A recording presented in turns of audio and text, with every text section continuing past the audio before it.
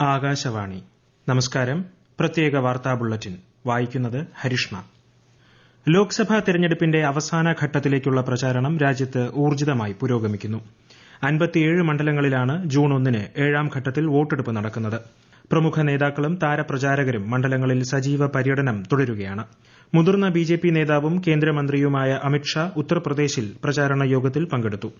കോൺഗ്രസ് നേതാവ് രാഹുൽ ഗാന്ധി ബീഹാറിലെ പട്ന സാഹിബ് മണ്ഡലത്തിൽ പ്രചാരണം നടത്തി.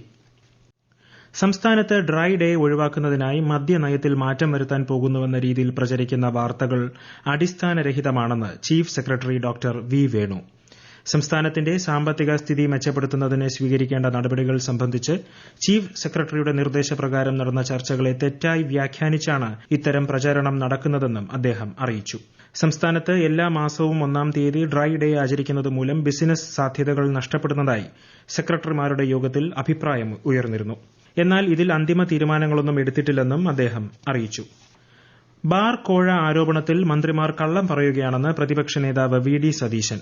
ടൂറിസം വകുപ്പ് വിഷയത്തിൽ അമിതമായി ഇടപെടൽ നടത്തിയതായും എക്സൈസ് വകുപ്പ് നോക്കുകുത്തിയായെന്നും പ്രതിപക്ഷ നേതാവ് തിരുവനന്തപുരത്ത് മാധ്യമങ്ങളോട് പറഞ്ഞു. സംഭവത്തിൽ മുഖ്യമന്ത്രി മൌനം വെടിയണമെന്ന് ബിജെപി സംസ്ഥാന അധ്യക്ഷൻ കെ സുരേന്ദ്രൻ അഭിപ്രായപ്പെട്ടു. എന്നാൽ ബാർ കോഴ ആരോപണം സംബന്ധിച്ച വസ്തുതകൾ എക്സൈസ് മന്ത്രി വ്യക്തമാക്കി കഴിഞ്ഞതാണെന്ന് ടൂറിസം മന്ത്രി പി എ മുഹമ്മദ് റിയാസ് പ്രതികരിച്ചു. 2024 മാർച്ചിൽ നടന്ന എസ്എസ്എൽസി പരീക്ഷയുടെ ഉത്തരക്കടലാസുകളുടെ പുനർമൂല്യനിർണ്ണയം, സ്ക്രൂട്ടിനി എന്നിവയുടെ ഫലം പ്രസിദ്ധീകരിച്ചു. പരീക്ഷാഫലം www.sslcexam.kerala.gov.in എന്ന വെബ്സൈറ്റിൽ ലഭ്യമാണ്. ഈ വർഷം ജൂൺ മുതൽ സെപ്റ്റംബർ വരെയുള്ള മൺസൂൺ കാലയളവിൽ രാജ്യത്ത് സാധാരണയിൽ കവിഞ്ഞ മഴ ലഭിക്കുമെന്ന് കേന്ദ്ര കാലാവസ്ഥാ വകുപ്പ്. ദക്ഷിണേന്ത്യയിലും മധ്യ ഇന്ത്യയിലും സാധാരണയിൽ കൂടുതലും, വടക്കു പടിഞ്ഞാറൻ ഇന്ത്യയിൽ സാധാരണ നിലയിലും, വടക്ക് കിഴക്കൻ ഇന്ത്യയിൽ സാധാരണയിൽ താഴെയുമായിരിക്കും കാലവർഷമെന്നും IMD director general doctor Mrityunjay Mohapatra പറഞ്ഞു. ദീർഘകാല ശരാശരിയുടെ 106% ഇത്തവണത്തെ മഴ. ജൂൺ മാസത്തിൽ രാജ്യത്ത് സാധാരണ മഴയാണ് പ്രതീക്ഷിക്കുന്നത്. അടുത്ത 5 ദിവസത്തിനുള്ളിൽ കേരളത്തിൽ മൺസൂൺ ആരംഭിക്കുന്നതിന് അനുകൂലമായ സാഹചര്യമുണ്ടെന്നും ഡോക്ടർ മൃത്യുഞ്ജയ് മൊഹപത്ര അറിയിച്ചു. സംസ്ഥാനത്ത് വെള്ളിയാഴ്ച വരെ മഴ തുടരുമെന്ന് കേന്ദ്ര കാലാവസ്ഥാ വകുപ്പ്. ഇന്നും നാളെയും പത്തനംതിട്ട, ആലപ്പുഴ, എറണാകുളം ജില്ലകളിൽ മഞ്ഞ ജാഗ്രത പ്രഖ്യാപിച്ചു.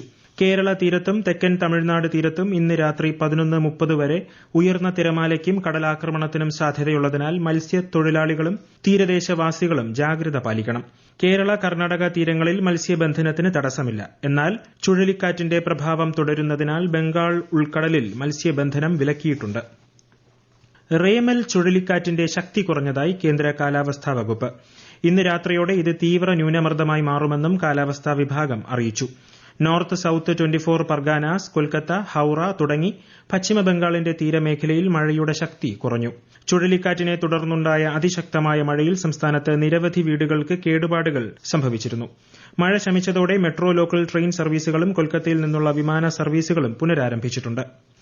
മുസ്ലിം ലീഗ് അധ്യക്ഷൻ സാദിഖ് അലി ശിഹാബ് തങ്ങൾ വിളിച്ചു ചേർത്ത സ്നേഹ സദസ്സിന്റെ ഉദ്ഘാടനം തെലങ്കാന മുഖ്യമന്ത്രിയും കോൺഗ്രസ് നേതാവുമായ രേവന്ത് റെഡ്ഡി നിർവഹിച്ചു. UDFന്റെ വിശ്വസ്ത ഘടകകക്ഷിയാണ് മുസ്ലിം ലീഗെന്നും സമൂഹത്തെ ഒന്നിച്ച് മുന്നോട്ട് കൊണ്ടുപോകാൻ കേരളം പുലർത്തുന്ന ജാഗ്രതയെ രാജ്യം മാതൃകയാക്കണമെന്നും അദ്ദേഹം പറഞ്ഞു.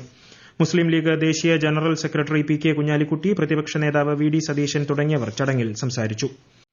ലോക്സഭാ തെരഞ്ഞെടുപ്പിന്റെ വോട്ടെണ്ണലോടനുബന്ധിച്ച് വടകര മണ്ഡലത്തിൽ ക്രമസമാധാനം ഉറപ്പിക്കുന്നതിന്റെ ഭാഗമായി കണ്ണൂർ റേഞ്ച് ഡെപ്യൂട്ടി ഇൻസ്പെക്ടർ ജനറലിന്റെ അധ്യക്ഷതയിൽ രാഷ്ട്രീയ പാർട്ടികളുടെ യോഗം വിളിച്ചു ചേർത്തു. തെരഞ്ഞെടുപ്പ് ഫലവുമായി ബന്ധപ്പെട്ട് രാഷ്ട്രീയ പാർട്ടികളുടെ ആഹ്ലാദ പ്രകടനങ്ങൾ ജൂൺ 4-ന് വൈകുന്നേരം 7 മണിക്ക് മുമ്പായി അവസാനിപ്പിക്കേണ്ടതാണെന്ന് യോഗം നിർദ്ദേശിച്ചു.